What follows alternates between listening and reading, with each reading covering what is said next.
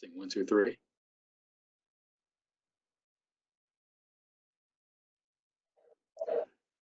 Hello, hello, hello.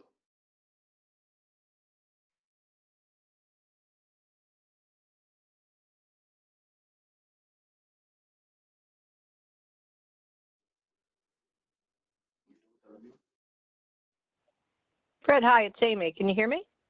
Yep, I can hear you. Okay, I'm glad I connected by phone. I don't have a camera, so. But Gotcha. you're in center on the computer. I don't know if that's where you want to be, but it's a good shot. You know, it's just all you. Oh, okay. Hey, if it hasn't started yet, I have one quick thing to tell you, and I've been meaning to put it in the email, but I don't. So, like the end of February, like first weekend of March, I accepted a part-time position at the Brooklyn Botanic Gardens, and I had gone to a couple of training sessions, and then I went to 2 shifts, and then I thought, like, oh, you know, I wonder if there's a conflict of interest. So I wrote to the conflict of interest board because I'm a city employee as well. I'm a city on the community board. I'm chairing the environmental committee, and I just accepted this part-time job. Tell me what I need to know. And they said basically that there is a potential interest or conflict of interest if I'm being paid. And 2 things. One, I would not be able to chair the environmental committees if I'm working. You know, so I can attend the meeting as long as I announce that I'm, you know, I have this other job. I can participate in the meeting and I can offer opinions and stuff, but I can't chair the meeting. And I didn't know this when I had the April 5th meeting. I got the results back from the COID probably mid-April, so I haven't done anything yet except, you know, for that. And I can't write the minutes. I mean, in the sense that I didn't submit the minutes for the April 5th meeting because I wasn't supposed to chair, and I can't, you know, certify the minutes. I think you were at the meeting though, right? I mean, I could write them up. Right. You know, there might be a couple questions. I'll tell you what. Let's take it up offline because I think people are going to be joining the line very soon. Okay, so let's take it up I've been offline and we can meaning discuss. to do something with that, but of course I haven't been working. I attended 3 shifts as I was scrolling, so I just let it go. Understood. Okay, I can talk to you later about it, but I just wanted to bring it up. Okay. No, but I appreciate that. Thanks. Okay.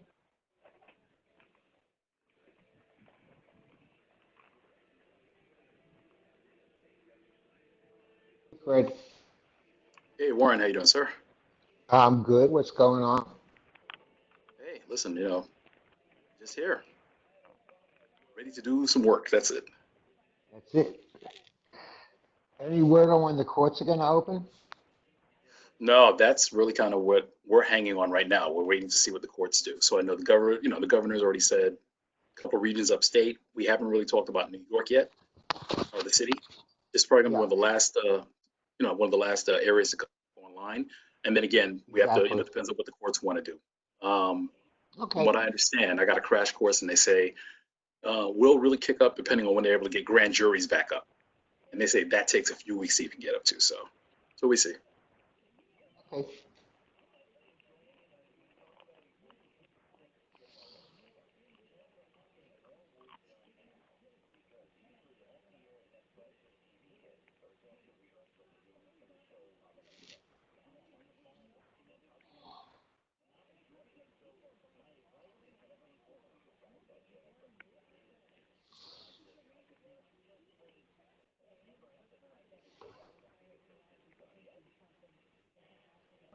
Old man. I am the resurrected one who is interceding on your behalf. I am your high priest who is waiting for you to accept my saving grace. I am the bread of life when you are hungry. I am the comforter to fill you. I am the first and the last. There is none before or after. I am your Alpha and Omega. I am your Savior. I am your King of Kings in this vast universe. I am your strength when you are weak. I am your soldier. I will fight for you. I am your comforter.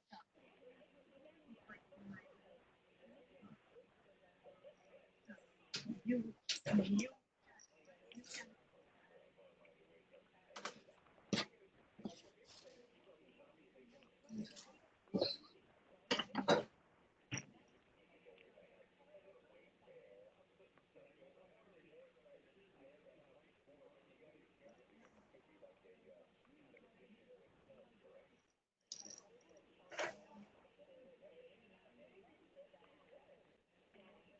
I see 4 executive officers on the line. We'll give it another minute or so, and we'll actually call the meeting to order.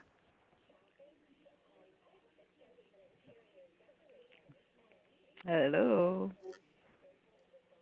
Yes, hello? Hello. Hello. Hello. Who's there, Miss Williams? Yes. Hi. How are you? I'm well, thank you. How are you? I'm here, my darling. That's a good thing. That's a blessing. Yes, it's a blessing.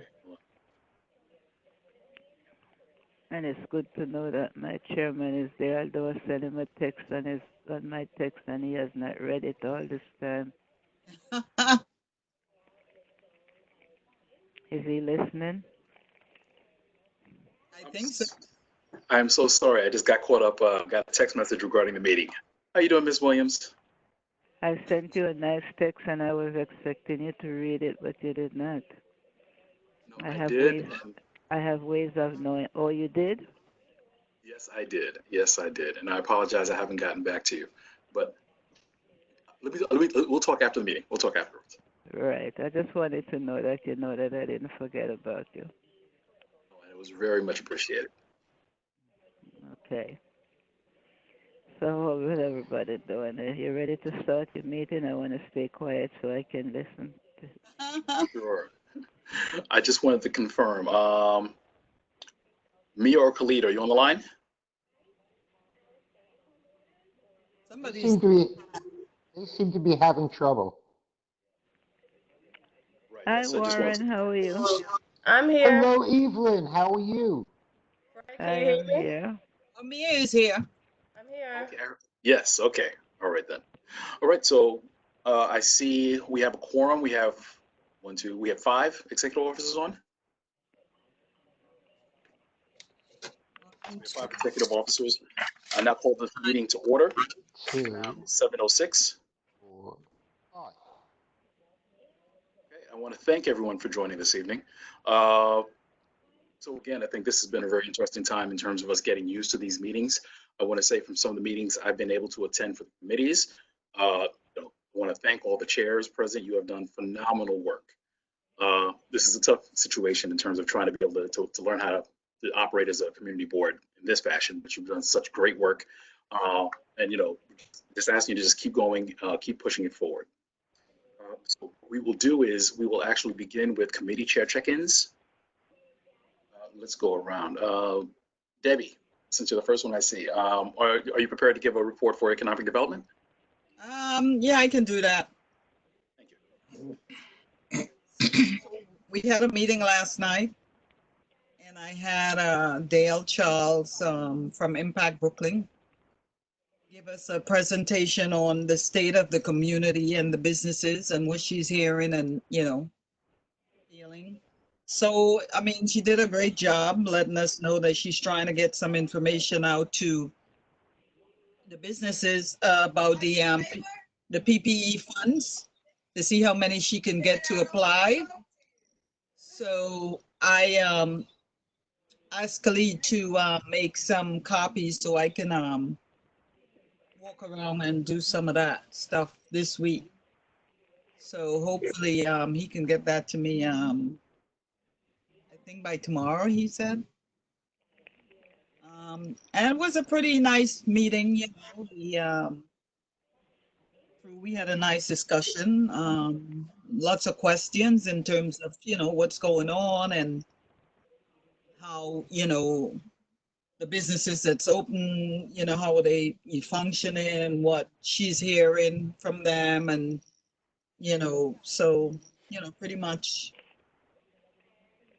there's only certain things that we can really do at this time. So, I mean, I told her that I would,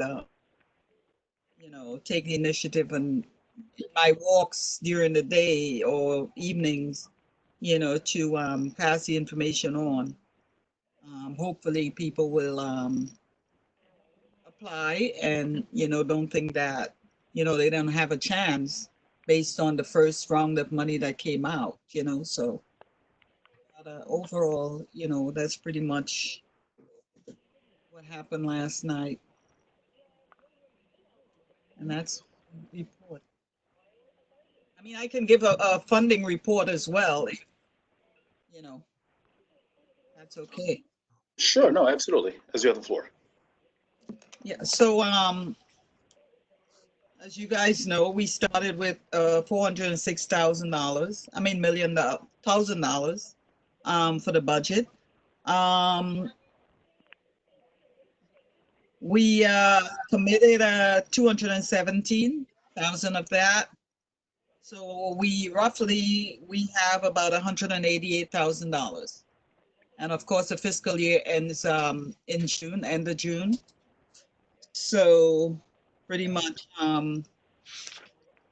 that's it. Okay. Yeah. Question of the remaining balance, how much is that is encumbered with personnel salaries, PS? Well, I believe that's a total of everything.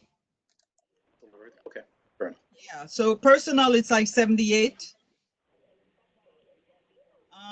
OTPS is like 99. And rent and energy is like 11. So that's about, makes up 188. Okay. Yeah. Debbie, it's Warren. How are you? Debbie? Hi, how are you? Hi, good. What's the date on those numbers? That's as of, This was as of last week. okay, thank you. And that, yeah. Thank you very much. Mhm. All right, I see the second vice chair. Are you prepared to give a report for Health and Social Services? Can you come back to me, please, Chair? Sure, absolutely. Thank you. I see Alejandra. Are you there? Yes. Okay, great. Just a quick question. Has housing met for the month? Were they able to meet? No, we didn't meet for the month. No problem. Okay, all right, so we'll come back to you. So, no, actually, so we'll just discuss later on because we would like for housing to try and meet one more time just to see if we can set up, any action items that we need to do, or if there's any business that the board needs to conduct on behalf.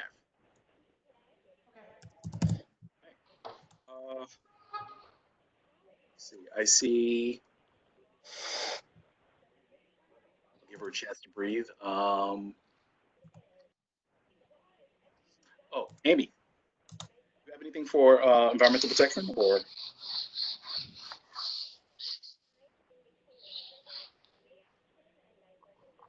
Amy still there? Sorry, the mic was muted. Okay, so we held a meeting on April 5th, but per just a little intro that I gave you before the meeting started, I am not officially chairing that meeting, so I speaking as a participant today, and I'll catch up with you later.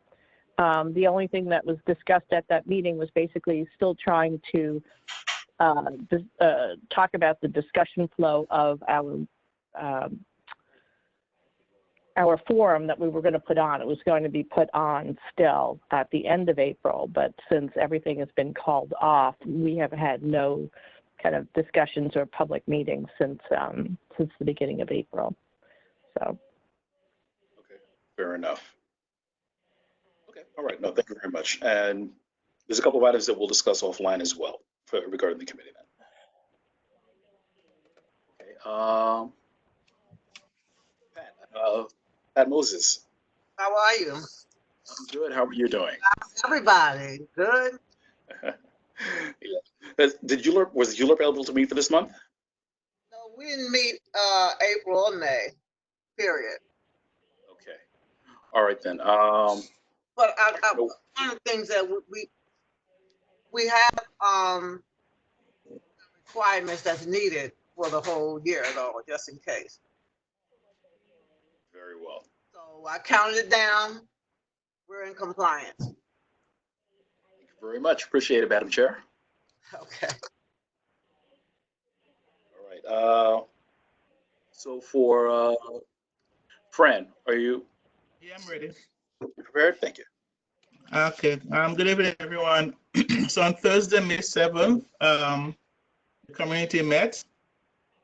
Had with a gentleman from ICL, Mr. Charles Sanchez, as well as the representative for Brooklyn from the Comptroller's office.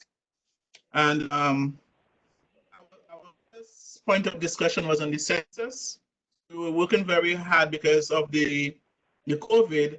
The census count is very low, and in about 5 block radius of the board, it's like about 20%. So we're trying to do outreach with the CBOs and block association, as well as tenant associations, church virtual meetings, have vans that will drive around to inform community residents, and also to hold a cultural census forum that is combating fear that any of our immigrants may have and disseminate information. Also, this is the first census in which immigrants can include the country of origin. Our timeline is from August 11th to, well, we'll stop on October 10th.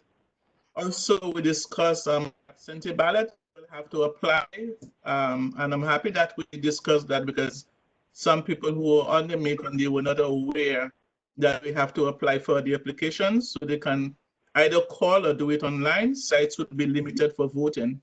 So it is encouraged and recommended to apply for, to get those applications on for, because I think you have to apply for it after it's filled, then they will send you the ballot in the mail. So I think that Caleb would have placed the website online so people can go online and download the forms that, and you can call on 866-868-3962, Monday to Friday from 9 a.m. to 2 p.m. So that number again, people can call for the absentee ballot application is 866-868-3692. And then we also have COVID resources and guides from the Comptroller's office. There's also a website, I think it should be on our website as well. They are having keeping up with the changes and small clothing stores and as we know in the area. So they're having business webinars for small business in the area also. And also our committee, Health and Social.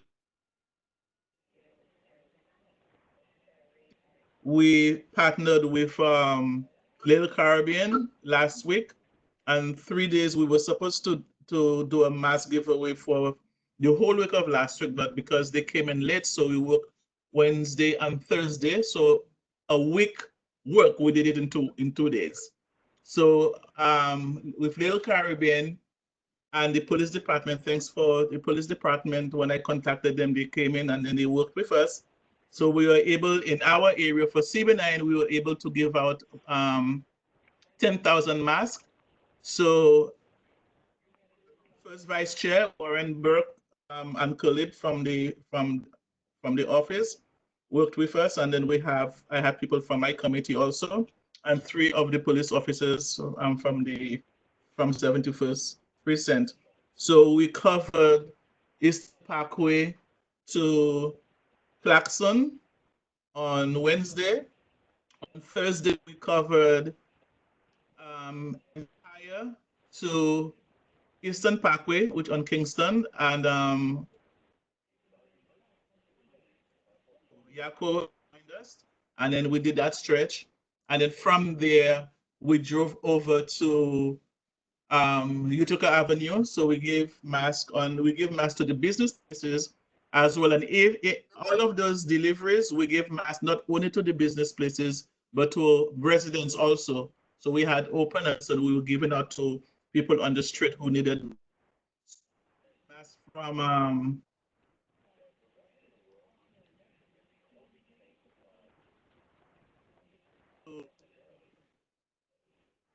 Thursday. So we will to Ebbetsville, so give them 150 masks, and the Rogers Avenue, I give them 250 masks. And then yesterday, the person called me, and I also sent masks to, I think I give them 150 to St. Gabriel's. That's it, Mr. Chair. So, That's all? um, on Friday, I met with a certain woman to give out food at Carroll Gardens. So I'm in conversation with Mia to see if we could, how we could go come about to put together to do a food drive from CB9. And then to some masks also, because I realized that a lot of the businesses that I went to, especially on Utica Avenue, there are some businesses when I went in there, I didn't give them masks because they are selling masks. So I didn't want to give them the mask and they would sell it. So I give the mask to the people who really needed them. But then I asked Little Caribbean, which is Mrs. Miss Worrell, if Shelley Worrell, if he would be able to help us to get some more, which she said she don't think that we can get. But I'm hoping that we can partner with some of the electives. They can help us, because Congresswoman Clark, her office did call me and ask what we wanted, be it mask or hand sanitizer, gloves and stuff like that. But they just bought me, I think they bought me maybe 100 masks or less. So I send that to St. Gabriel's and part of what I have.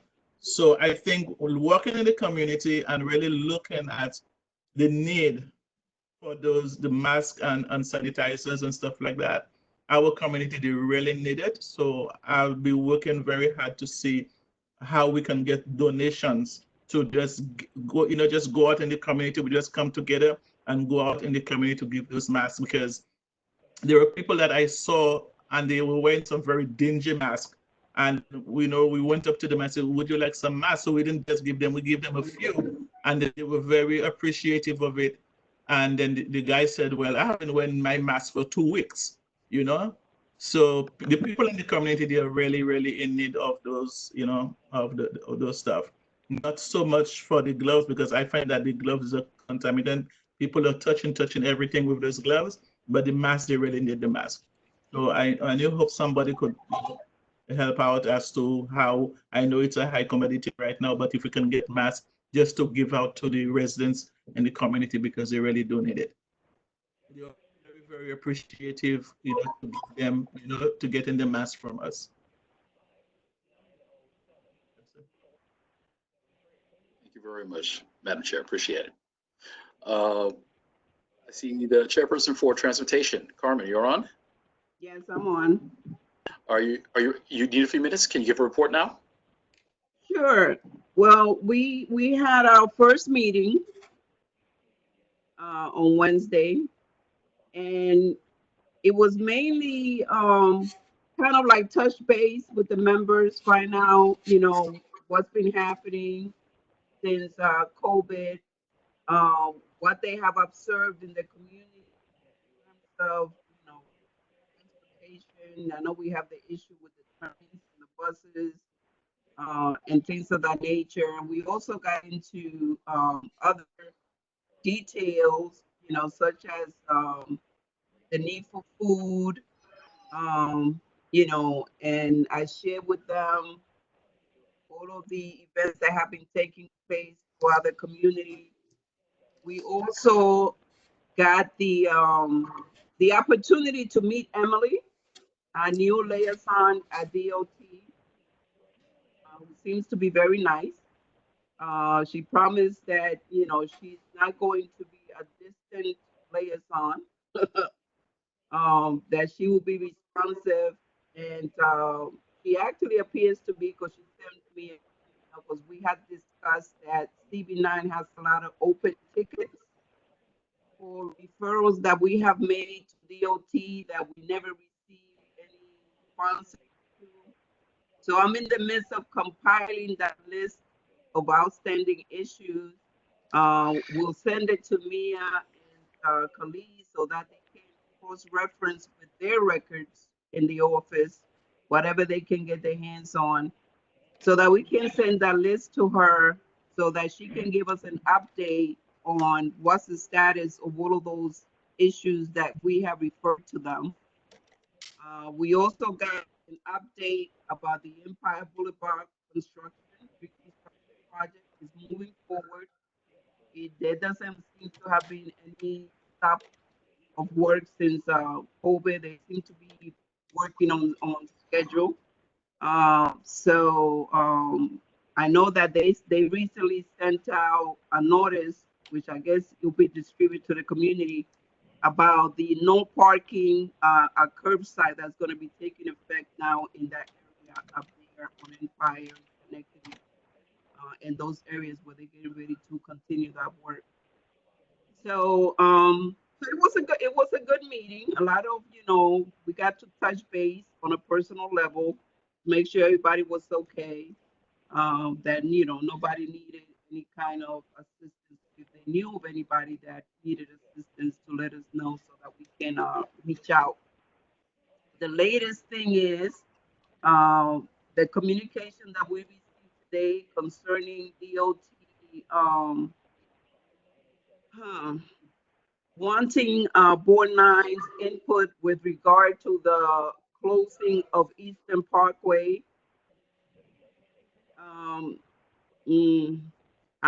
It went out to the Transportation Committee member. I don't think that that's a good idea.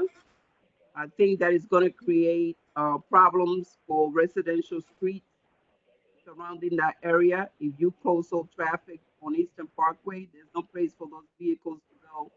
Go to the side street, disrupting the quality of life for the residents.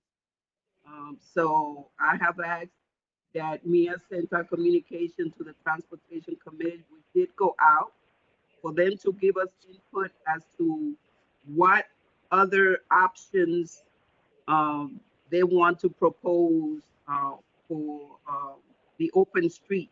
But Eastern Parkway will be chaos. So I just don't see it. I just don't see it. It's too much. That's too much. Too heavy of a traffic area. That's a major boulevard. They have the medium. I don't understand why the medium is not sufficient for them to walk up and down. There's medians on both sides. We'll give you feedback once we get responses from the committee members, and we will prepare a list of streets that have been suggested to share with the board members so they can also give their input, so that we can let DOT know what CB9's position is with regard to Eastern Parkway. We already know CBA is also in disagreement with that. That is actually the only street that we share with CB8, because they have one side of Eastern Parkway, we have the other. Any other street on this side of Eastern Parkway is totally CB9. Any other street on that side of Eastern Parkway is CB8. So we would jointly have to send a letter to DOT saying that both CB9 and CB8 are in disagreement with the closing of Eastern Parkway. So that's where we are right now. Thank you very much for that, and you know, for jumping on this issue. I did see that the correspondence. What I definitely want us to do, and I think that's definitely the right path in terms of, I would like your committee to definitely make sure you vet this in terms of coming up with their solutions, questions, issues, concerns. Because off the bat, there's a few things I can think of that, that I have problems with. But I definitely want to make sure that it's, a thought out response. Definitely that's what the committee is there for. That's why you're the chair, to vet this. I definitely want to make sure that the board actually takes a firm position on this. And I've spoken with the district office team as well to communicate with Community Award 8 in this, because I do think that it should be a joint response from the two boards. Because, as you said before, we share that, we both share it, and a lot of the issues are probably going to be similar on both sides. So I think that to add strength to the argument, yes, it's two boards, say something about it. I'm not even going to try and front run it. But we both have, we'll probably come up with a joint statement. So we'll make sure we jump on that as quickly as possible. Thank you. All right. Thank you so much for all your work with that. Let me see. Are there any other chairs that have joined the call? I'm not seeing anyone. All right. And let me just open this up. Yes. Yeah, I just wanted omit to some information that I missed. So ICL, they did a presentation. I don't know the full name, but it's ICL, and they have free mental health programs. I think Warren said that he have been to their meetings, so he know of them. So they have adult mental health program in the 9 district that focuses on behavioral, emotional or physical challenges on the path to recovery. They also have a range of housing and treatment opportunities. Currently, they operate 11 communities, residents in Brooklyn, and has 3 shelters also. Also, they are hiring. I know they did put a poster in the chat when we had the meeting. And for the MTA buses, that anyone who's riding on the MTA bus, although they are free, they have to wear masks, because if they don't, they will be ticketed. The issue we were having with seniors, and Carmen have been on top of this. She have been sending us links through the board as to where they have services for food, deliveries, and where you could go to pick up your food and whatever. So I keep following on that.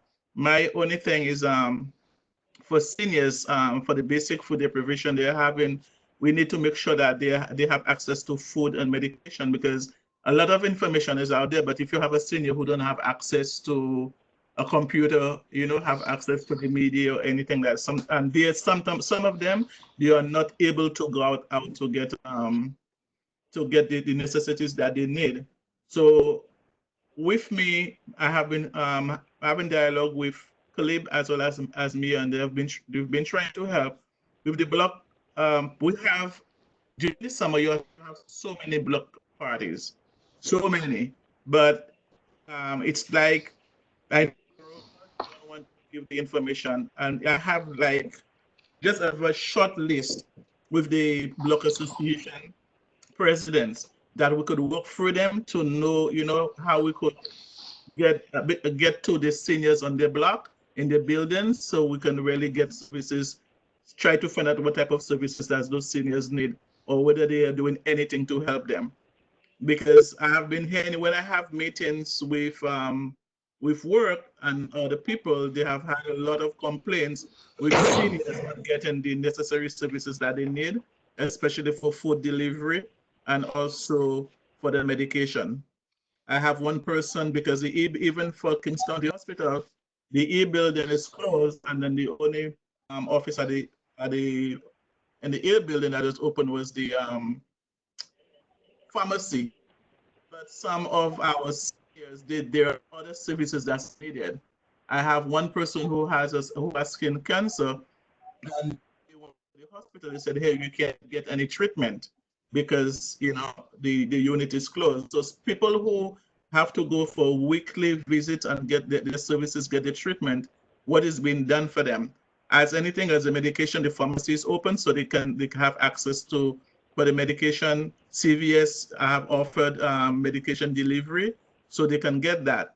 But the other services that's needed for the weekly checkups and stuff like that, what is really being done for the seniors? And for food, I don't know if you can try to get that information for the contacts for the block associations, because we do have some, but what we have is very limited. And even some of them that I see, I don't even, I've never heard of them before.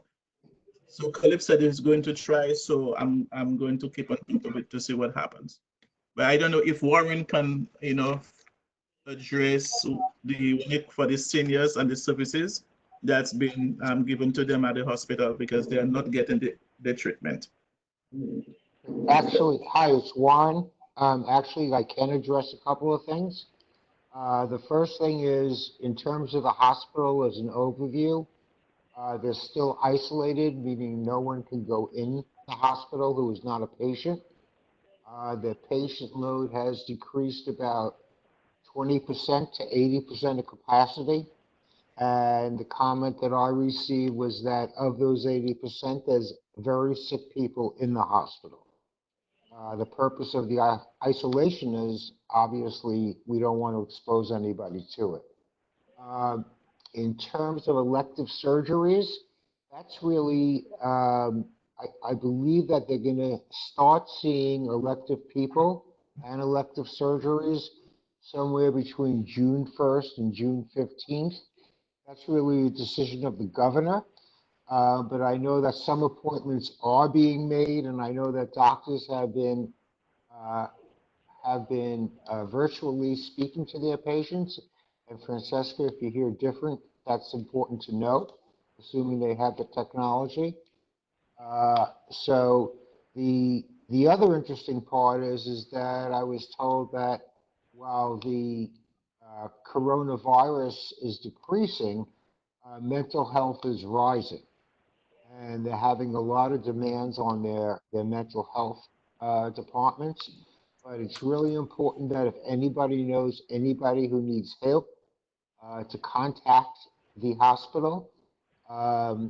It is so important what they're doing. The issue that they're facing is that during the coronavirus crisis, 2 wards from the mental health facility building R were converted to coronavirus crisis dealings. So they're now in the process of dismantling that and returning it to behavioral health. Does it help you, Francesca? Yes, it helps me, but I have one question. I have one question though, because you are dealing people with mental health issues, and we know, as you say, rightfully so, that having meetings with Department of Health for the whole month, and that is one concern that they have because the rate of mental health is skyrocketing. So you're dealing with outside patients, but the hospital, they are not accepting people, new patients coming in or people from outside. So how are they going to treat them? How are they going to interact with The them? best thing to do is call it's called 1-800 New York City Well, and through that they can either text, call, or video, virtually, and through that they'll be able to get the proper guidance for treatment. Because no one can come to the hospital, I'm sure, and I don't know this is a fact, that if someone contacts them or it's brought to their attention through the Thrive program, that they will be treated. The statements that they made about the demands increasing means people are contacting them and are getting it. What I'll do is I'll check on that tomorrow for an answer to your question. Thank you much. Okay, but remember the 1-800-WELL number. That is so important, and especially for crisis, for our residents, for crisis situations. The young people can text. I don't have that handy, but it really is. It's a good way to get immediate feedback and immediate help. Okay. Since I'm speaking, I want to give a shout out to Carmen Martinez, who has been on a case-by-case basis where people are falling through the cracks. Been arranging hot meals being delivered to some of the people who are coming to our attention. And of course, Francesca, who I had the honor of giving out the mask. And it was just terrific. I mean, it was just an amazing thing. And what amazed me was twofold. Number one, how many of our business people were not wearing masks? And the second part was what Francesca said, that so many of our residents said that they were wearing their mask for X amount of time. And I would certainly be willing, if we get a supply of masks, to go and hand some out to people because it's a need. But I want to thank you both. Thank you. You're welcome. You're welcome. Absolutely. I echo Warren's sentiments with that. I'm so proud of the board and the board members and the work that's being done, both through the board and then in conjunction with other community partners as well. This is where the community comes together, and I'm really, really proud, to be associated with all of you. And we just got to keep going, just for a moment before we move on in the agenda. So I think we've had a number of different experiences with regards to working virtually. Are there any comments or any lessons learned that we want to share? Just because I think, as we're wrapping up the year, we just want to make sure our meetings are effective. Have you been comfortable with the technology? Have there been challenges? What the issues have been, just so that way we can, I can share that as well if Borough Hall asks questions. This is Warren. I think it's terrific. I think it increases attendance, and I think it's a great platform to have meetings and to conserve some of our time. Carmen, you were going to say something? Had a question. In particular, with regard to board members and even executive committee members, how have we been making sure that they are able to participate in these meetings? I know someone like Ms. Williams probably don't have the capability. So how are we making sure that they are not absent, not by choice, but because they cannot get access to a means of meeting? They can't do no WebEx or something of the sort. Along those, and that's part of the reason why I asked. I know there's dial in, but some members even have a problem with that, getting through with that. And it doesn't even have to be seniors. I mean, I've done meetings where just regular people, they're like, I can't get in, I'm dying, I'm having a hard time. I can't hear, I can't see, it's all kinds of issues. So I just want to make sure that the members have the support they need to be able to participate. And that's a point well taken. And that's the reason why I'm trying to get a feel in terms of, are people comfortable with the platform? I'm trying to see if there's a feel, is it just generally there's an issue, or if it's a platform issue? Because I know we've been using WebEx. Well, let me not use names. I don't want to, we've been using a particular platform for most of our meetings, but obviously there are other options out there. And if anybody felt particularly strong about one over another in terms of if there was a feature that it had, or it was just plain easier to use, definitely, I think, part of what we're trying to get is feedback in terms of, okay, well, listen, if we're doing teleconferencing going forward, what's probably the best way to go? Like, for example, I know that, might as well just put it out there. I know that people have expressed challenges with using WebEx. I've had issues as well. Today seems to be a little bit better than usual. So I think maybe it's a learning curve in terms of we're getting better with that. But I've had experiences with another vendor as well, which seemed to go pretty smoothly. For example, unfortunately it's not here, but Public Safety had their meeting the other night, and they used, I believe it was Zoom. It seemed to work pretty well for the meeting in terms of it seemed to flow a little bit smoother. It was easy to kind of track everyone, and I think there's some other feature sets that might help us as well. All that to say is that I'm just, I think that we're at the point where we want to start making decisions in terms of how we're going to go forward. Because we want to make sure that it's easy for everyone to use, and to your point, Carmen, that people can access it. Because it's great to have all this technology, but if people can't get on and be a part of what we're doing, then that kind of defeats the purpose. Mm-hmm. I mean, was there anyone feeling strongly against WebEx or for another platform? I definitely am against it. I use Zoom. When I did my meeting 2 weeks ago, I used Zoom because I subscribe to it so I can have meetings. And then there's so much more features. I use Zoom or GoToMeeting, but preferably I use Zoom because I'm telling you, I was trying to get onto WebEx.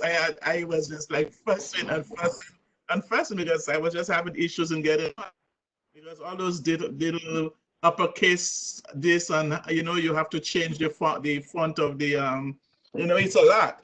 And so I agree with Carbon because I had issues coming on a while ago. It took me about 5 minutes to get in. So I think it's a good thing. I know that it's something that is given to, but there are some boards they don't use it. They just use Zoom because it's a hassle. It's a lot of issues. It has a lot of issues. Zoom, you have to pay. No, you don't have to pay for Zoom. You can use Zoom for free, but it's only limited to 1 hour and with 100 participants.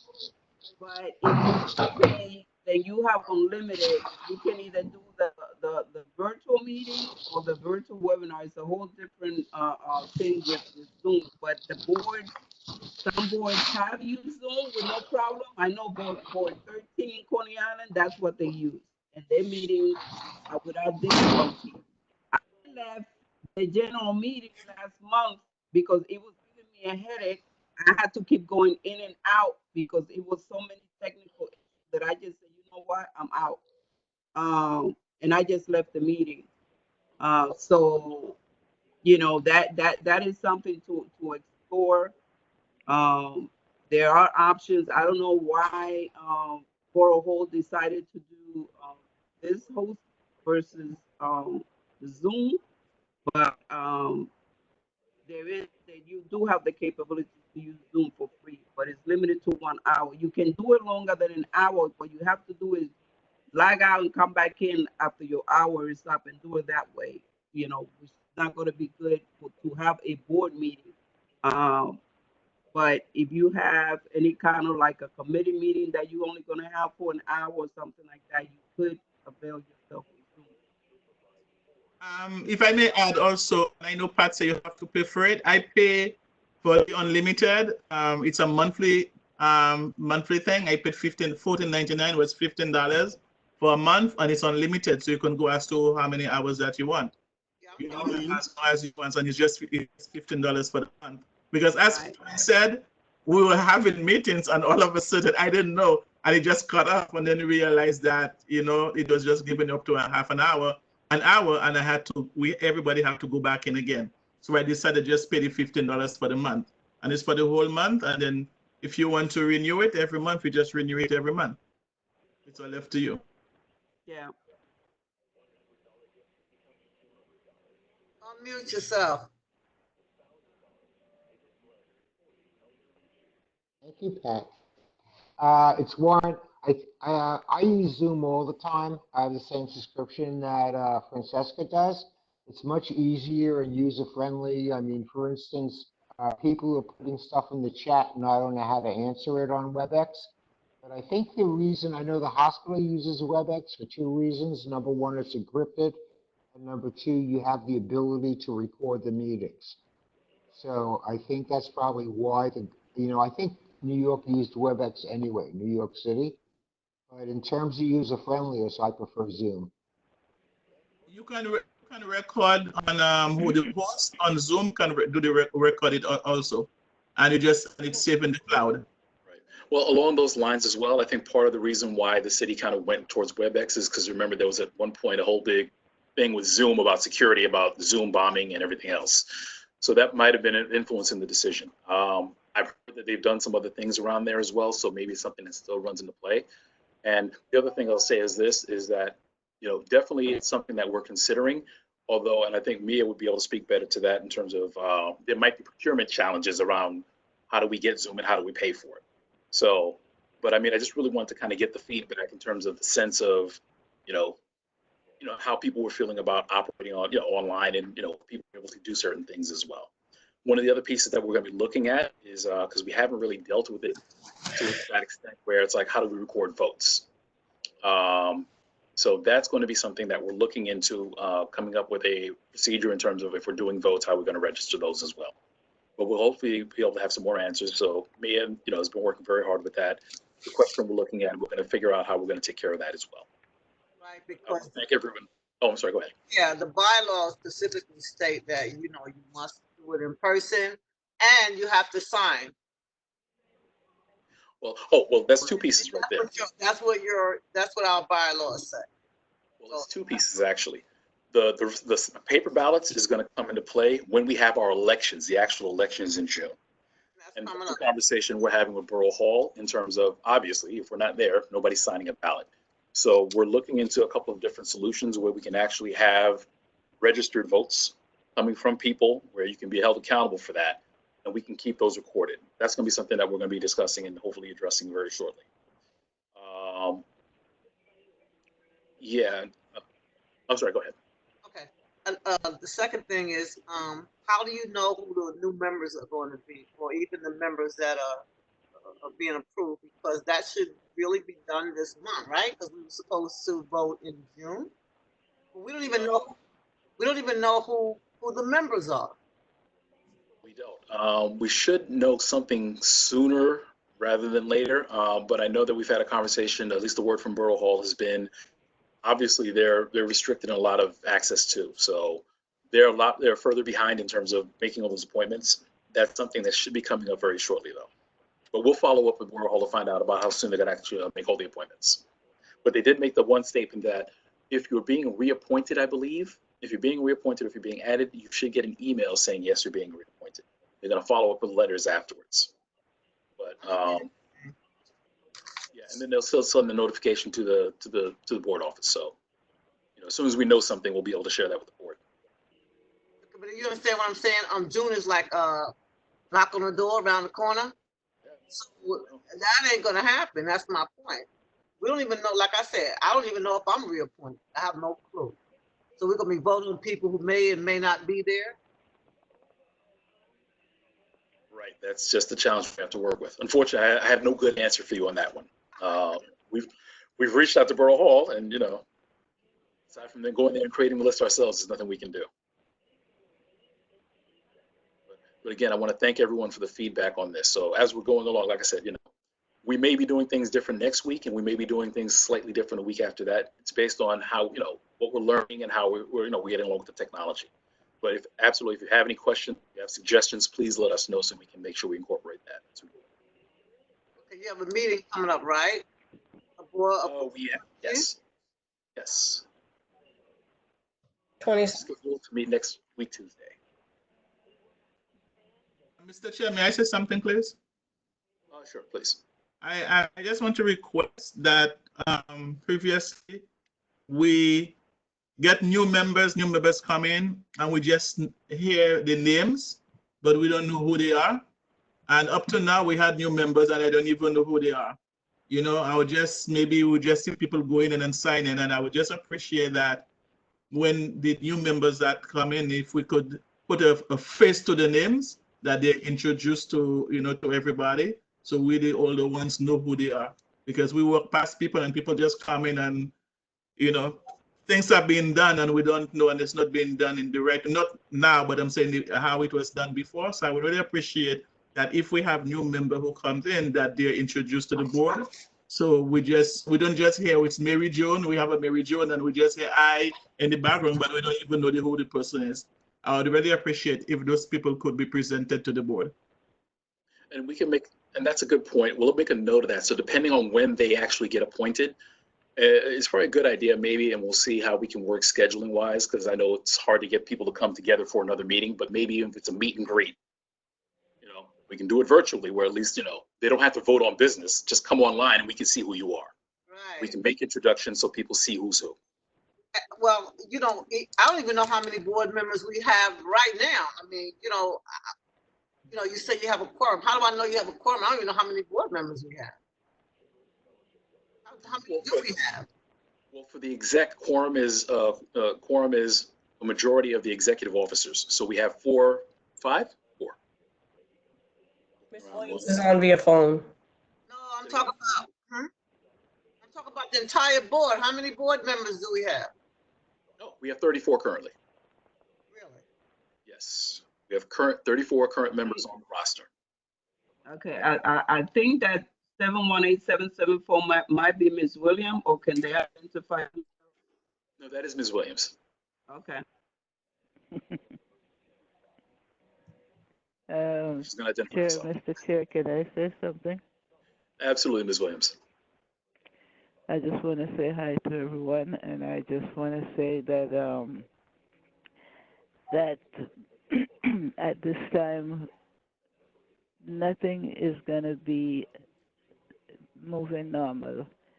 So we have to remember that there's a crisis out there, and all the things that you're asking now is things that we should have talked about before in terms of the board members being introduced, excuse me, to the board. That is supposed to be a given, but that won't be able to happen until you meet again when you can see people face to face, right? Because right now, if you get a list, then you could have a list of these people so you can know what the list is, and then once we meet again, then you'll be able to, like on your first meeting, because usually you get these people to the first meeting for the year, and you have them introduce them to the general public so everybody knows who they are, not just us as board members, because community people need to also know who their board members are, because if they see them in the street and something they need to talk about, if they know where to find them, sorry about the throat thing, it's good that you know who the people are and not just board members.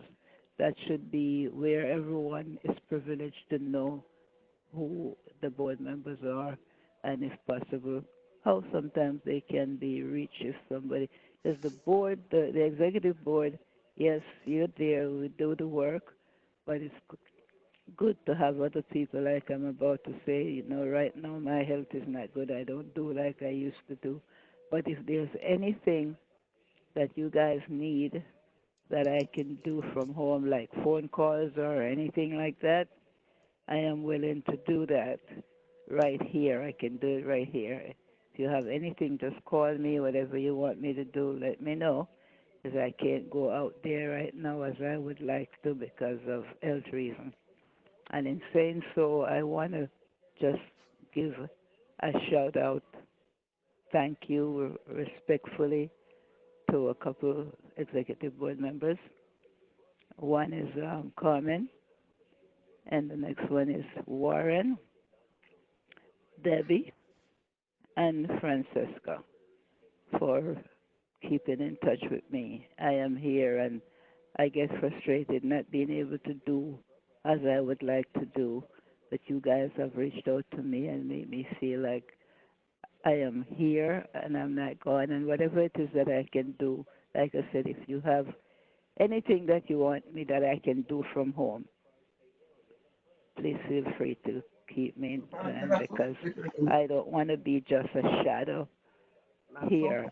I would like to do something. So whatever it is, you may want to have people call out for some things that the board is not running right now, and with Khalil and me alone in the office, they may have some things overwhelmingly that you can use outside help. I'm here. So don't forget to use me, whichever way you can, how you want to. I missed the last meeting because I was not able to use the phone at that time, but I'm glad to be in this one tonight, and I look forward to the next one coming up for the next meeting, and we hope and trust that everyone is keeping well. And I just want to ask, has anyone from the CB9 family been affected by this COVID-19? Is there anyone that we know of, or you know of, that has been affected by this virus? You know, I think in a lot of different ways, I think we've all been affected. No, not mentally, not being quarantined, like being that got sick and is medically affected. No, I'm not sure.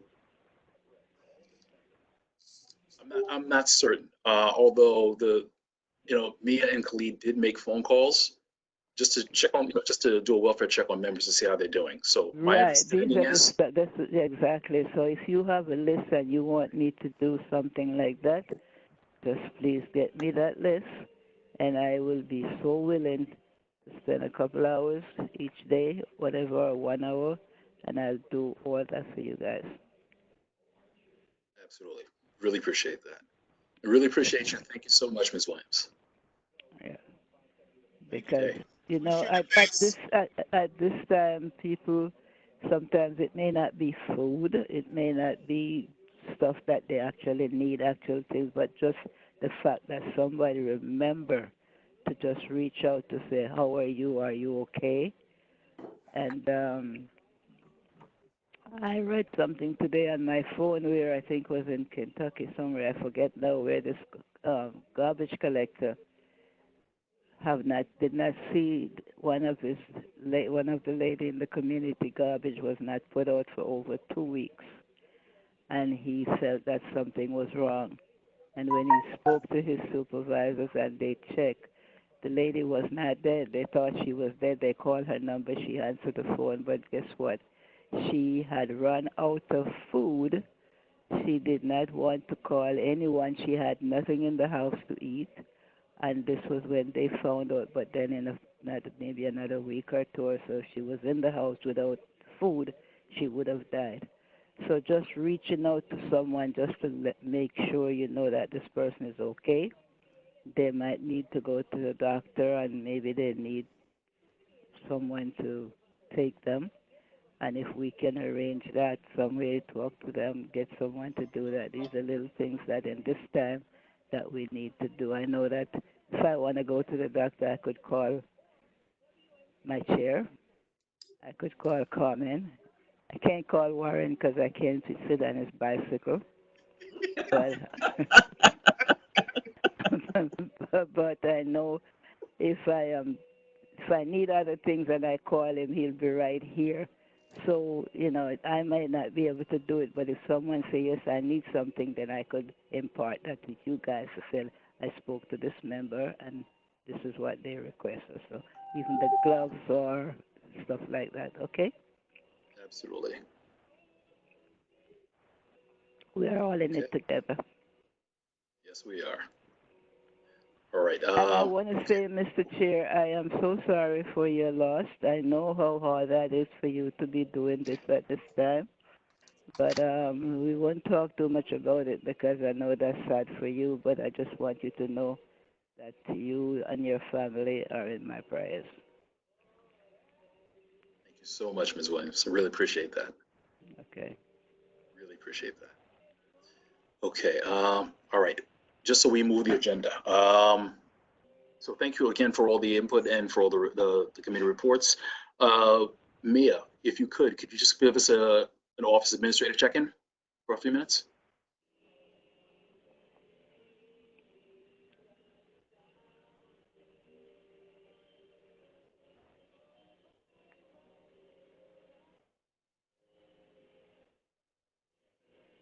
You have to unmute yourself. Sorry, I'm talking to myself.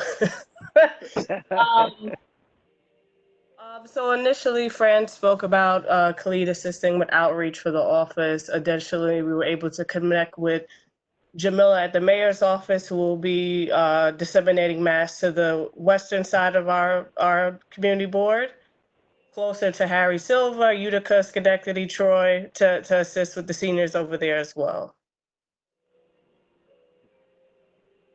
1 second. Having a little webcam issue. Oh, where did I go? Sorry, guys. In addition to that,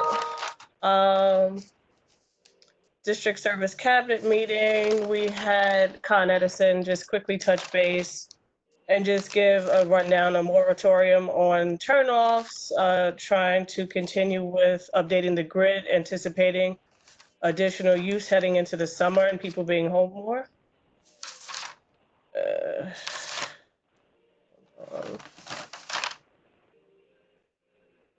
And the civic engagement unit essentially will be reaching out to all of the CBs to determine how to best service us moving forward.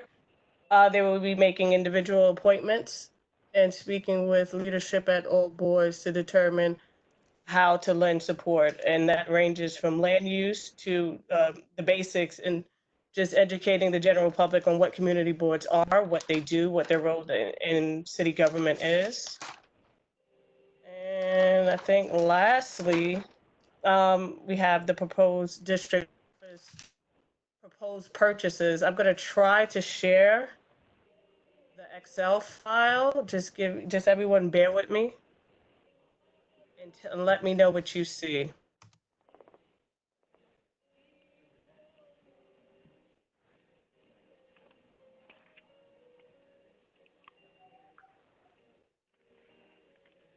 Oh no. Oh, not my screen. Oh, not this screen. Hold on, guys. Hold on.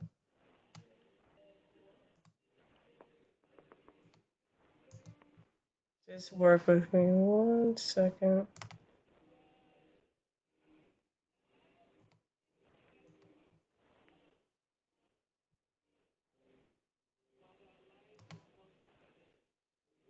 I'm trying to share my Excel sheet. Just give me a second. Content.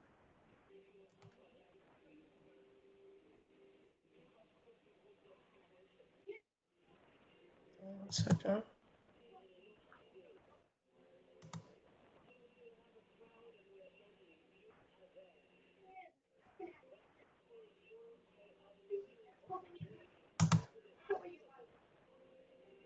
Sorry, guys. Work with me.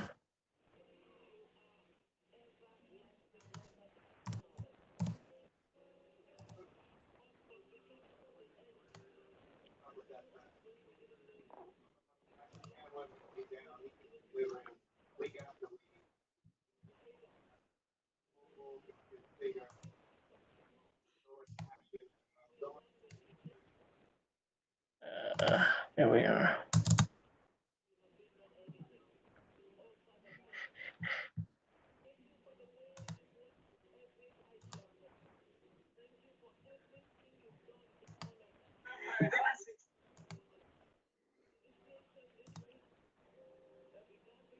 Can everybody see the sheet? Yes. Okay. All right.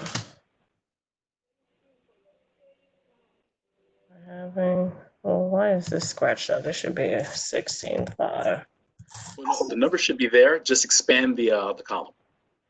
Yeah. Oh, it's not working. It's fine. I know exactly what it is. It's fine. So essentially, the executive committee, it's not holding the formula. It's fine. The executive committee was sent this Excel sheet, which kind of lists quotes for proposed purchases for the city council fund, as well as the DM salary funds, partial that we're able to move over into our regular budget. So proposed purchases range everywhere. They range from equipping the office with additional laptops for committee use. We have what we're going to need, which is HVAC cleaning for the office, additional consultation for migration of information on our website, additional lightweight projectors that we can take to and from community events, an additional supporting projector screen, additional pop-up banner for CB9, which is not, our current banner actually has our current location. In anticipation of future relocation, we want something that does not hold us to 890 Ocean Avenue.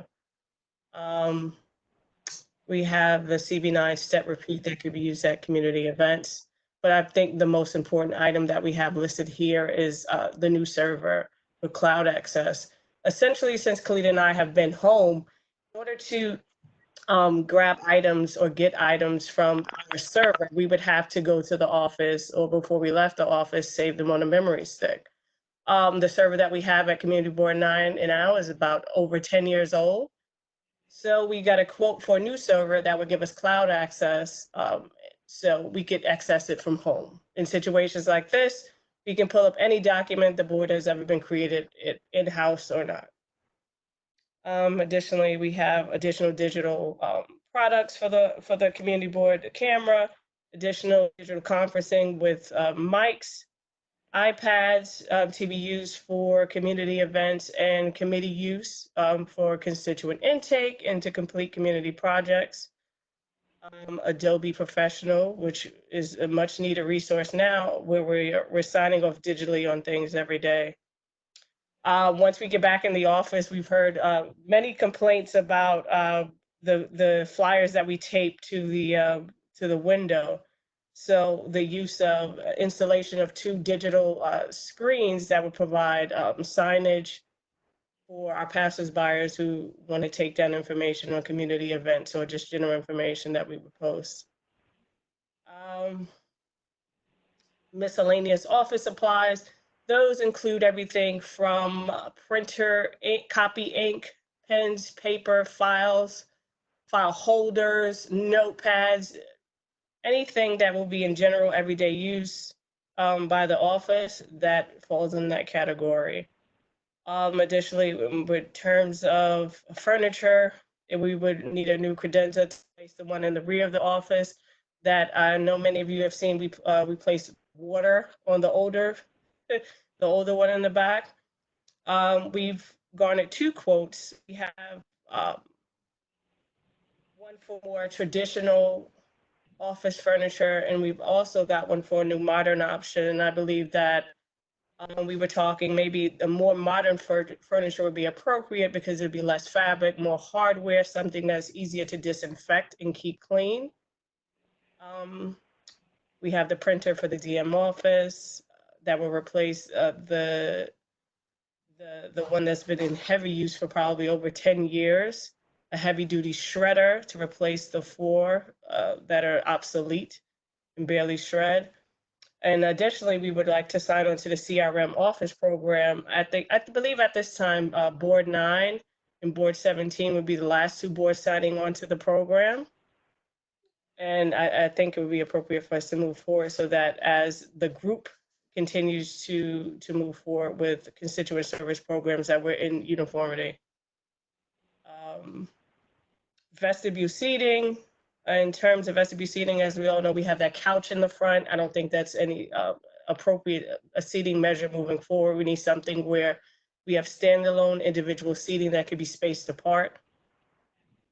Additionally, the furniture in the DM's office, there's a quote for that. And I think another important item is the steam cleaning of the office, complete steam cleaning from the front to the rear. And I think that's can everyone see it? Is everyone able to see it and see the quotes? Yeah, Yes. Looks have a good. I have a few questions. Okay. The first question is the total amount is only 44. I know you received 42 from the city council. You have about 90,000 allocated to the DM position. You can move 50,000. So why isn't the other 50,000 being tapped? For some reason, this pound sign in the line for, if you look at the top of the screen, it says city council funds. So the server quote should be there for 16.5. The CRM office program 10 goes into that calendar, into that line. Yeah, I'm not sure why those numbers are pounding out, but. Can you expand the column? If you make the column wider, it might show up. Let me see. Oh, there you are. Right. Okay, so 3170, and we were able to transfer 45 from the OMB. So we're able to transfer 45,572 from the DM salary. Okay. Now, also, I noted that anything over $10,000, you have to get approval by the community board. So are you going to make sure that these 14 and 26 are presented to the community board and get their a vote? Definitely be voting items next week. Right. The plan is to submit this before the community board for an actual vote to authorize these expenditures. Obviously pending confirmation of prices, availability, and those are the numbers as well. So this will be voted on as a package. I also have another question. The CRM, what is that? If you don't mind explaining that, what that is. Beta NYC, they're actually the group that has been assisting the Manhattan community boards, but last year touched base with the Brooklyn Borough president and presented a constituent services software that the majority of the boards have signed or chose to sign on to last year, and we did not. And what does it do? I mean, it's pretty expensive. So what does it do? What is the program supposed to do? Constituent case profile building so that we can track trends and issues in the neighborhood. And it can work as a direct feeder heading into budget consultation time.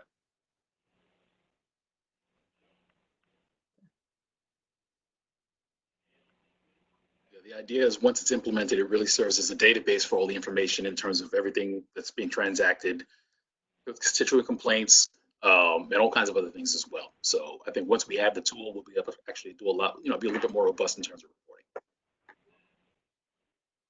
So are you now saying that the 32, so the 44 and the 32, about 20,000. So we're about that 20,000. Am I missing something here? Or because I know 42 is from the city council.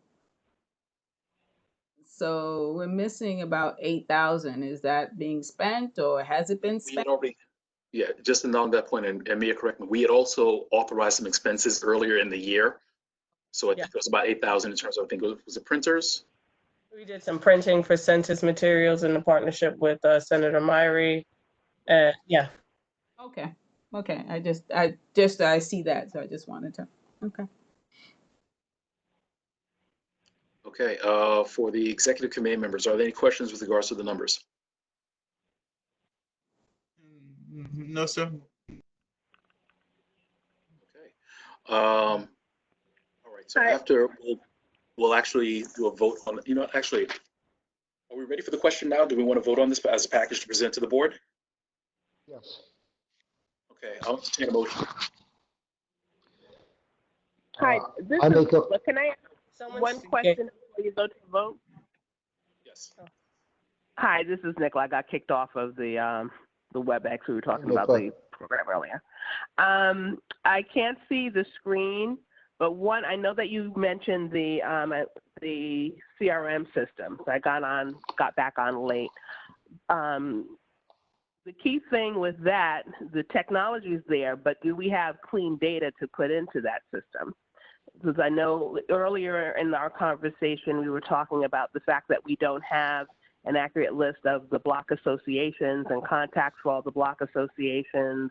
I'm sure there are other community organizations, businesses in the area. Could some funds be targeted towards getting some of that data collected so that we'll have all of that to feed into the CRM system?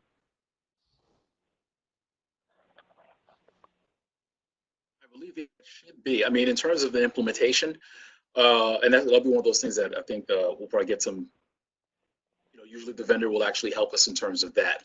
It might be one of those things where if we can get the data easily, great, we can put it in there. We should be able to just upload it into the system.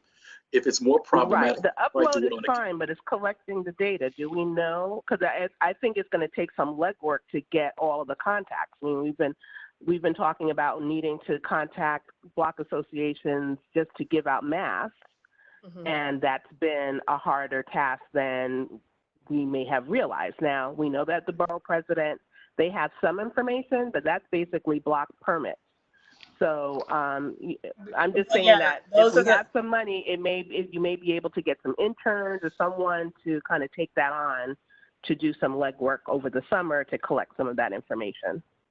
Right, and that is something that is there in terms of, in case, depending, all this money may not get spent, so there may be some additional funds that are left over. Plus, we do have some additional funds left over in the personal services account as well, that we may be able to do some small consulting fees where, if we need to bring somebody in to take care of that, we can do that as well. Okay. I know that you have to have this, you have to spend it by June 30th. So if you don't have a consultant, if you don't have someone already assigned and a check written out, it's not going to be any different. So are you looking at find some resources in this? Excuse me, Warren. Is that, What? What, Alicia? are you finding some resources in that manner? We are looking into that, but we wanted to make sure we got the numbers in front first in terms of the general picture of what the expenditures are going to be. But if this is approved, we're already looking into that. So hopefully this is something we're just going to be able to jump right into it. The idea being, once this is approved by the board, the district office team is ready to start creating purchase orders to make all these, to affect all these purchases. But what we're talking about now, also possibly hiring somebody to collect the data? Well, no, this is from a consulting basis, so that shouldn't be as hard. So we're identifying resources in terms of that, and we're taking recommendations as well from Do It, who would probably actually have some recommendations in terms of vendors who do that. Okay.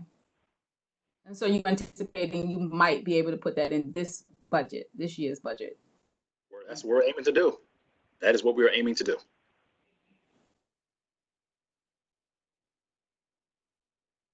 Okay. All right. So if we go back, did we have, actually, I didn't hear the motion. I'll entertain a motion to approve.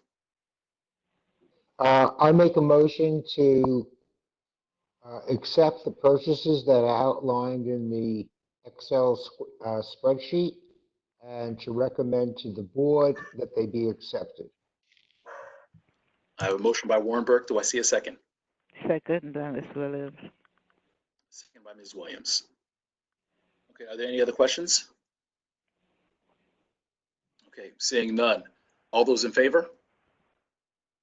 Aye. Aye. Warren Burke. Hold up your hands. Just hold up your hands so I see hands. Francis, I count 1, 2, 3. Ms. Williams, how do you vote? Evelyn Williams, yes. Okay, so it's unanimous. Yeah, it's a unanimous vote. So the motion carries. So Mina, if you'll be able to send forward a copy of this to the board for consideration for next week. All right. Do you have, thank you so much for all the work that you've done on this. I really appreciate everything. Did you have anything else for your administrative report?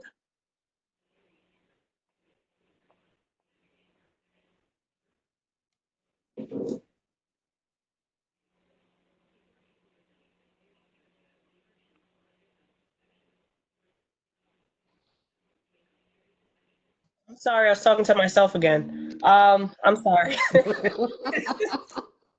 Sorry, I was trying to mute my dog, so I'm sorry. No, that's it for me tonight. Thanks, guys. Thank you very much again. Wyatt.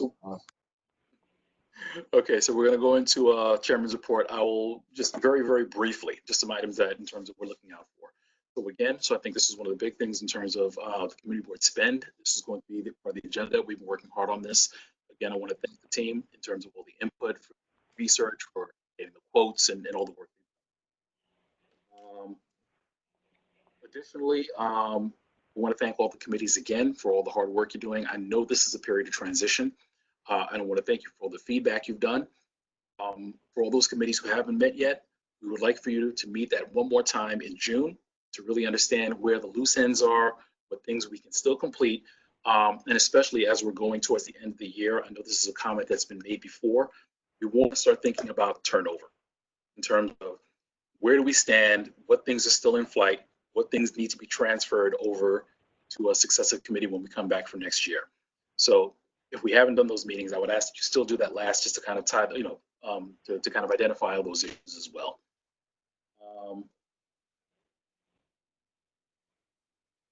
Additionally,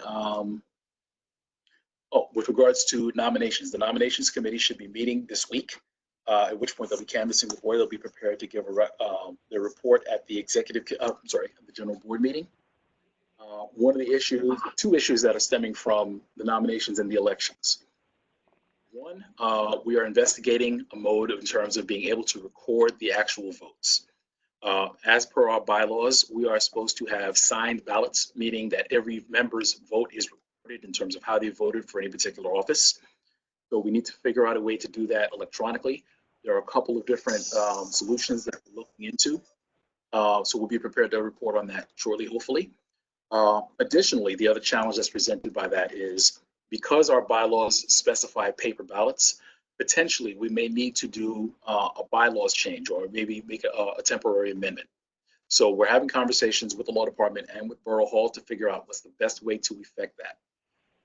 Now, obviously, because of the timing, we would not be able to introduce an amendment for this meeting coming up. So just to forewarn everyone, what may end up happening is we may have to have a special purpose meeting, a special meeting that will be called that singular item in terms of bylaw adoption if we need to make a change. But once we have that finalized, we'll be able to share that with everyone. We'll have commentary as necessary, and then the board will vote so that we we'll have it in place for the June elections when we actually come to that point. That is all. And again, I think that we're, as we're going forward, we're also still evaluating the technology, looking at platforms. So we may continue using WebEx, or we might also mix it up in terms of using Zoom and possibly even some other platforms as well. But again, all feedback is very welcome with regards to this. That is all I have for right now. Are there any questions? I think Ms. Boyd has a question. Can you unmute her?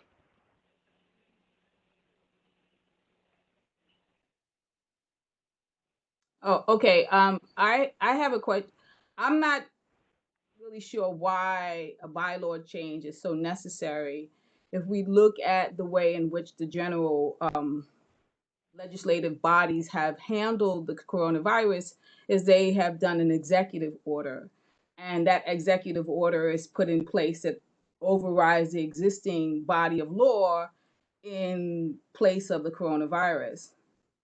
Because with bylaws, there are rules and regulations about how you can change the bylaws, and you're going to violate those in order to enact a change in the bylaws, which kind of doesn't make sense. So I'm not sure why you guys are not thinking about an executive order to, for this one time, in lieu of the fact that the coronavirus is there, that instead of, paper ballots, that another form of recording the recorded votes can be done, and also made public to the public. Because remember, these votes, even though they, you still have to make them public to the public. So I'm just trying to figure out why you're venturing into the bylaw change instead of not just doing an executive order. No, I mean, absolutely, I agree. It's much cleaner, a lot easier for us to do an executive order, but I think there's some legal implications that have been kind of already signaled by other bodies. So between Borough Hall, the law department, there are already questions that are out there. So that's part of the reason why we want to make sure we're on a solid ground where, as opposed to the executive committee took it upon itself to issue an executive order and change our election process, make sure this is something that is going to hold up. So, I mean, I was thinking, obviously not just the executive, but then the entire board would have to vote on it, obviously. right. Yeah, so whatever matter is, it's going to be a vote by the board in terms of how it's going to be handled in June. But the mechanism by which we do that, that's the thing we're still vetting right now. So we're not prepared for this meeting, but we're going to make sure it's ready by the time we have our elections. Also, you have new board members now, and so will they be introduced at the next board meeting? And will the public be able to get that information about who the new board members are, who are the board members who are no longer on the board?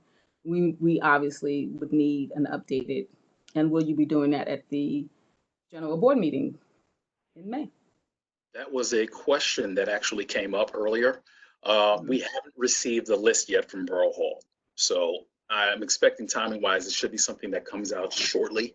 I can't pin a time there. I know that they said that they've been backed up with regards to that. Part of the conversation was if there is a meet and greet opportunity or some way, because again, I think, one of the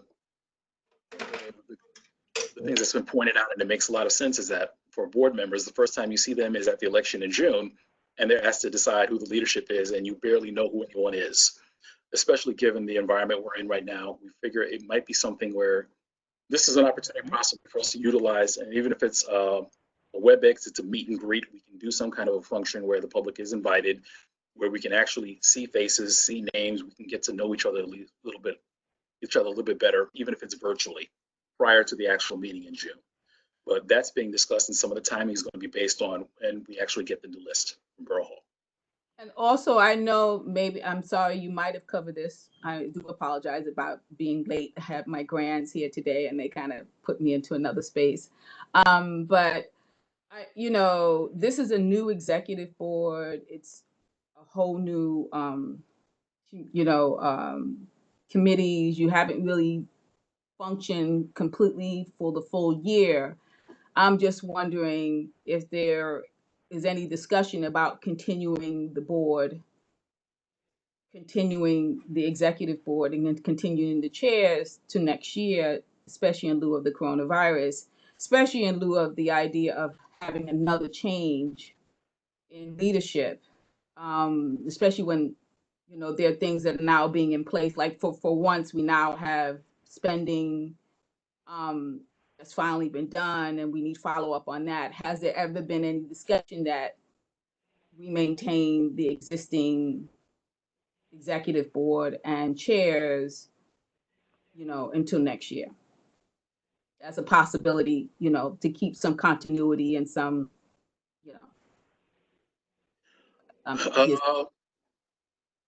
have you guys talked about that at all? The possibility of doing that to keep some continuity, because every time we get a new executive board, we get new chairs, and every time we get new chairs, it's like half the chairs don't know what's happening. They take months to figure out what's going on, and and then again, there hasn't been a full year of functioning with this existing executive board and chairs. Right. I mean, it's a dynamic definitely we have to consider, but I wouldn't presume to assume anything for any board member in terms of they may say, yes, this is the time we want to keep the continuity. They may say, well, you know what, listen, there's some places where we need to make some strategic changes. But I think that's what's going to come out as a part of the elections process. I think, and even in terms of going back to the whole idea, we don't know who's coming back this year. So we can't even say, okay, well, listen, I want to stay on as chair because I have no idea if I'm even appointed back to the board. So I think the best thing we can do at this stage is at least set up a process where whatever we do will be orderly. That's part of the reason why I brought up the point about with all the chairs, please have meetings. Let's at least do wrap-up meetings, even if it's not we're handling business or we're taking on new business. Let's at least be able to document where we are. So that way, if you come back as the chair next year, you pick right up. You just say, okay, let me get the minutes from the last meeting, and we pick right up. Or if for some reason somebody's not returning as chair, that's okay. You pick up the same document, and at least you have continuity, and you can kind of go along as well. And whoever's on the board will be able to say, okay, well, listen, this is where we're picking up, and hopefully keep the momentum going. Because I think one of the things that I'm very proud to say is I think there's been a lot of fantastic work done by both the executive committee and all the chairs and all the committees as well. But I'm confident that I think we'll be able to keep that going. But I think some of those answers are going to they'll unfold as we get some additional information. And yeah, because the other, Manhattan has their full, they know who their new board members are. I'm just like shocked that you guys don't know who your board members are. I mean, how is the board, how is Borough President Eric Adams expect you guys to function if you don't even know who's going to be here, next year, who's new? I mean, whereas Manhattan is known for 2 weeks. Yeah, unfortunately, I have no answers. But my understanding is from the conversations I've had with Borough Hall, we should hopefully have some of those coming up.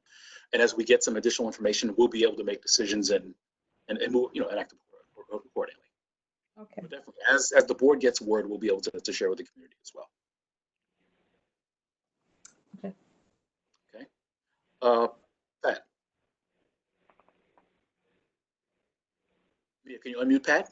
Or can you hear me? Can you hear me now? Yes. Okay. I just wanted to say, in terms of the bylaws, you can always do an addendum because no one would ever believe, well, I would have never even thought anything like this in my lifetime would have ever happened. So that might be something that you just might want to do an addendum to because it may happen again or it's going on. So what are you doing to place of something? And we would have never thought about that because we've never experienced, at least I've never experienced anything like this before. No one. It happens to the whole world, Yep. You're You're absolutely right. And the thing is that there's a few factors that we're looking into. To your point, some of what we're doing, even this meeting, is enabled only because of an executive order by the governor. So part of the question is going to be, is this something that can even continue where it's like, okay, meeting or voting electronically becomes an option. I know other bodies have done it. House of Representatives has done it over in Washington, D.C.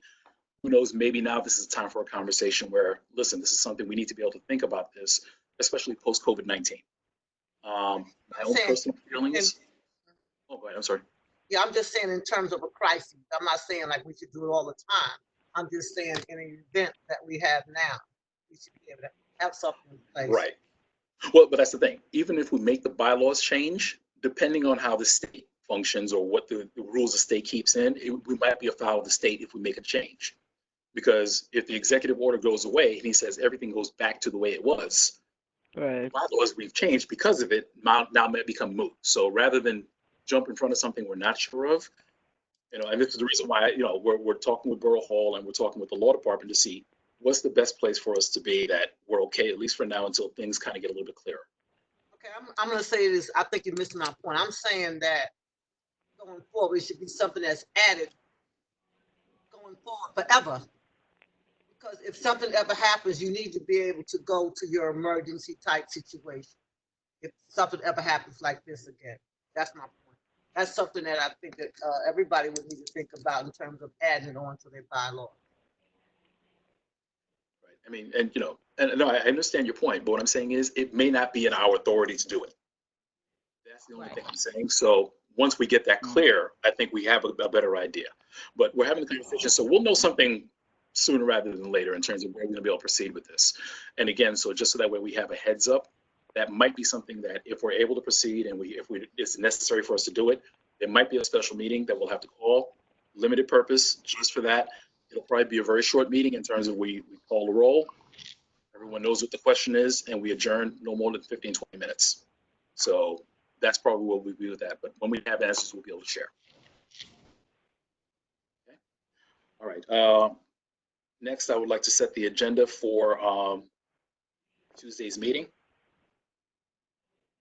So we have. Yeah, they're speaking. Oh, I'm sorry. Oh, okay. All right. So beginning. So we're going to have the public session. Are there any presentations? I'm sorry, was that? There are no presentations. Okay, no presentations. Do we have any licenses that we need to approve? I would double check with Khalid, but I don't believe so. We may have something, modes that appeared in, I believe, February and just got their license renewed. It turns out, I believe that the operators of the bar actually bought the building. So maybe it's a business change, but nothing to do with their license. All right, no problem. So we'll put the license SLA approvals as a line item. If there are none, we'll just we'll skip that. We'll pass that in the agenda. All right. So presentations, none. SLA approvals. After that, we should have public commentary.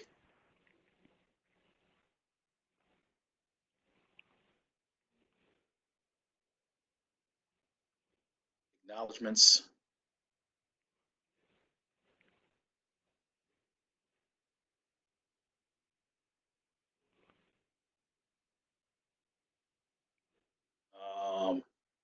Then we're going to go into business session.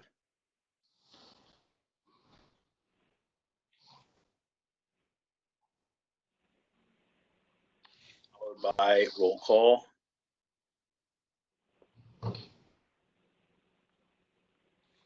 Committee reports. Oh, I'm sorry, approval of minutes. Roll call, approval of minutes.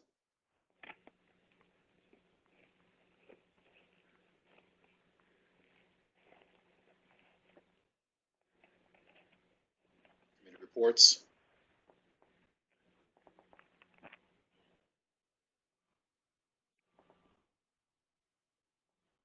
Chairman's report. Madam Treasurer, did you wish to give a report at this meeting? You're on mute. We can't hear you. Yes? Yes. Okay. Okay, Treasurer's report.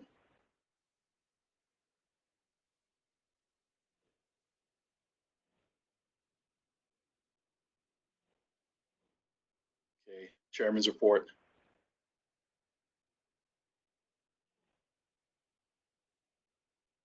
Voting items.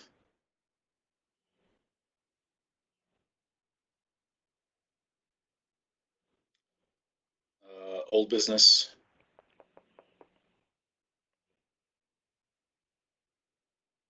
New business and adjournment.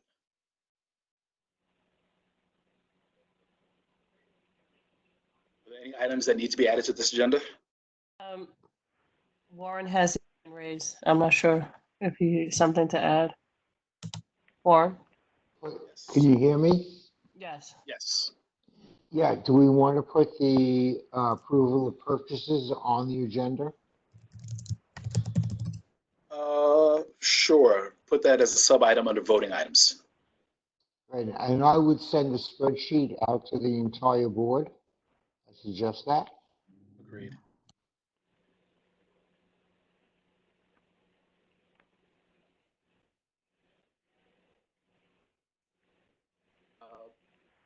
Alicia, I'm sorry, Mia, can you unmute Ms. Boyd? Yeah, I just wanted to, I didn't see where you were putting the public comment period. I didn't hear that. Did you state you were having a public comment period? Yes, after the SLA approvals. After the what? SLA licenses. Oh, okay. Okay, I'm sorry. I didn't hear it. Okay. No worries. Okay, are there any other items to be added to the agenda? Okay, seeing none, I'll entertain a motion to adopt this as the agenda for the general board meeting.